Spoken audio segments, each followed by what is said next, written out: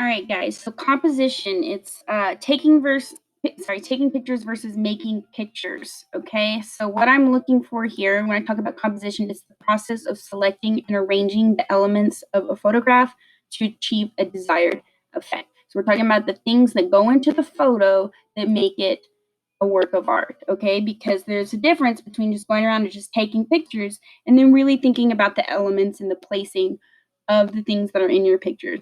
Because an interesting photograph is one that moves the eye around the photo, okay? You don't want them to look at one thing and just get stuck there and stay there. That's not an interesting photo. That's boring. We want them to look at it and stay and keep looking at it, right? Just keep in mind, just like all art, it doesn't necessarily always have to follow the rules to be good, right? But what we're looking for today is for something that is following the rules so I can make sure that you're understanding what I'm teaching you. Okay, so when I said to choose an element, this is what I'm talking about. One of the elements, the first element is point. It's a small object designed to attract the eye, such as the ball in a sports shot. So let me show you an example.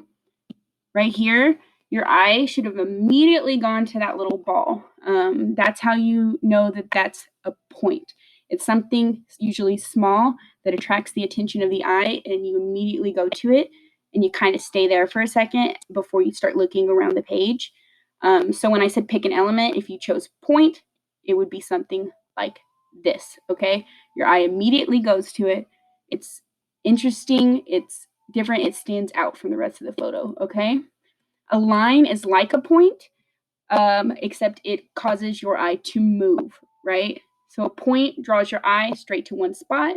A line will draw your eye across the photo, usually to something interesting. So here's an example. We have lines here in the sand, and they draw your eye to these background formations. Okay, does that make sense? So a point would have you looking directly at it. A line draws your eye like a point does, but it usually will bring it somewhere interesting. Okay.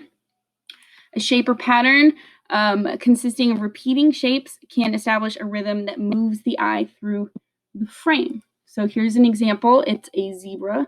It has these triangular patterns on its face, which draw the eye and make it an interesting photo. Okay, your eye should move around like this and then kind of go throughout the page. So we've talked about point, line, and shape or pattern. Those are all great choices for you for your project. Balance.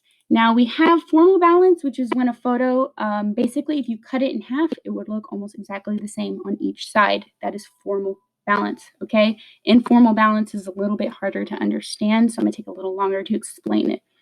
Balance means visually it's the same on each side, or practically the same.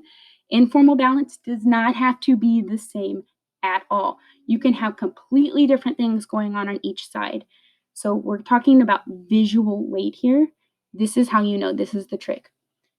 If your eye moves from one side to the other and back and forth and back and forth, spends about the same amount of time on each side, then you know it has good visual weight, visual balance, okay? If you look at one side of the photo and just kind of stay there, it is not balanced. That is not a balanced photo, okay? So it can have completely different things on each side, but the weight, the visual weight, goes the same back and forth, back and forth. Okay, pay attention to what your eyes are doing. That's how you know if it has informal balance. Okay, here's an example of formal balance. It's not exactly the same on each side, but it's basically the same thing. It's hard in the natural world to actually find perfect formal balance, but this is a good example of it being basically exactly the same on both sides. All right, here we have informal balance. We have the big, tall structure here, the smaller one here, and your eye will still go back and forth, back and forth. Okay? Emphasis is making one aspect of your photo dominant so that it stands out and captures the viewer's attention. Okay? We're talking about it emphasizing, right? Emphasis here. This is emphasized. It's very, very dark compared to everything else around it. Your eye is drawn to it. It's not a point because it's not like one small figure. It's a pretty big part of the photo, and it's such a big contrast from the rest of the photo. That's how you know it's emphasized. Okay.